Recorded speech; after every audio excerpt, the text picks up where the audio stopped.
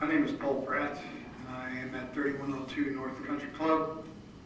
If you want to honor the veterans, balance the budget. Police are our combat vets, our domestic combat vets. They are on the streets and they do what we don't want to do. You take them away, you're going to take business away, you're going to take families away. They will start, and they already are. They're going to Vail, they're going to Sahuarita, they're going to Green Valley, they're going to Marana. I guarantee you what the gentleman said about Hezbollah, MS-13, and Zeta, what's going on in Mexico is pure, outright butchery. 26,000 people, and they don't do it with a shot in the head. They cut them up, and they put them in big rooms.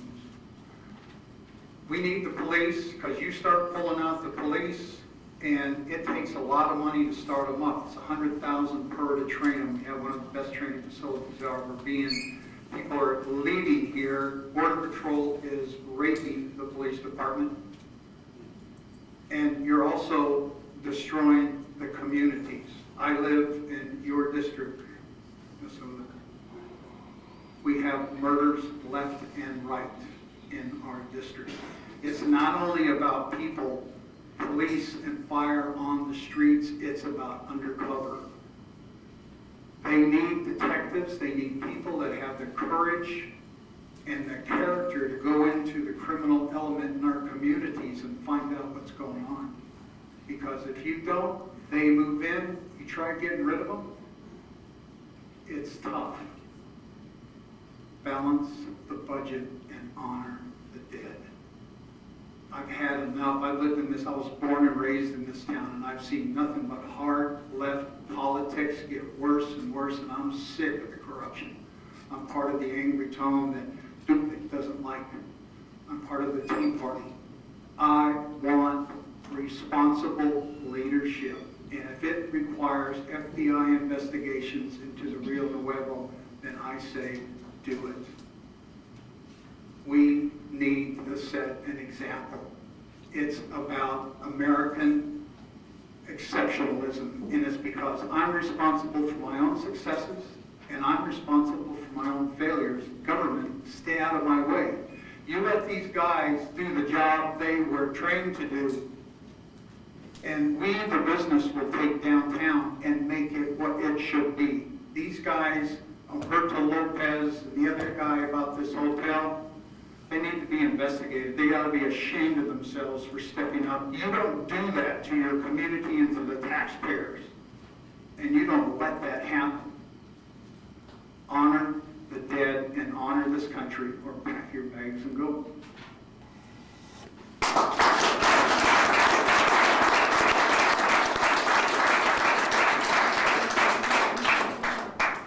Mr. Lugo will be followed by Jason Watson, please.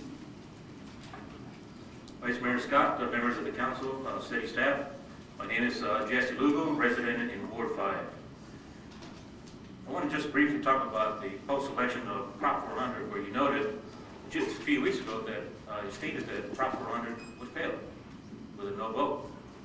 61% to 39%, Prop 400 failed. With that, I've been asking people throughout the community, business people, neighbors, various people that I run into. And that vote was clearly a vote of no confidence on some of the past decision-making by yourself, but also some wasteful spending. They made it clear that I could be their voice too, to make sure that you understand on this proposition. They also want to make sure that police and fire did not get cut through your budget depositions that you're about to proceed. Vice Mayor Scott, if you recall, I believe you were the only council member at that time. A few years ago, it might have been 10, 15 years ago, where the city of Tucson passed, the city council and the mayor approved, I believe it was 15 to 20% increase in the city staff pay increases, because at that time it was noted that as a retention program to retain good employees. Well, that was good, and there was no public opposition to it. because the economy was great. Everybody was making money and everybody was fat and happy. We're under different circumstances now. What I would recommend straight across the board, you go straight across all those staff people, and you make those appropriate cuts, take the money back. When the economy improves, certainly we would then, the public would understand that you give the money back to those department heads. The monies that is used, they can actually be transferred to actually fund police and fire as first responders. Under the open meetings law, I want to just briefly talk about that because it's important that the public may not know this. Certainly we appreciate the time you give to the public to speak to you under the call to the audience. But under the open meetings law, it's clearly noted that the public has a right to attend, they have a right to listen, they have a right to audio record, and they have a right to video record. Under the open meetings law, they do not have a right to speak or disrupt any meeting. The reason why I say this, Court Tax Committee had 15 meetings that each and every one of you appointed a representative. This particular committee decided not to allow call to the audience at all. I will leave a copy of this for staff. These are copies of every minutes for your review. These are copies that I downloaded online this morning, so they're up to date.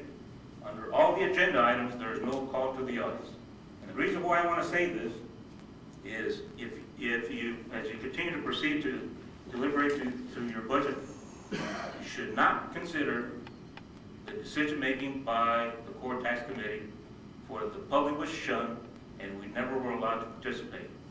We ask that today now that the public be allowed to the table to assist you and work to make appropriate cuts to make sure we balance the budget.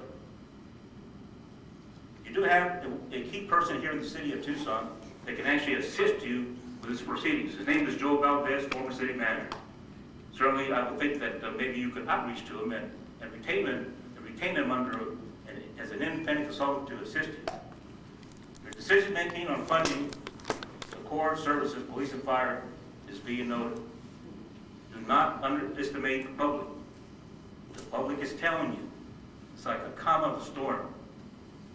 They will hold you accountable in the future. So no cuts to police, no cuts to fire. Thank you for your time. Thank you.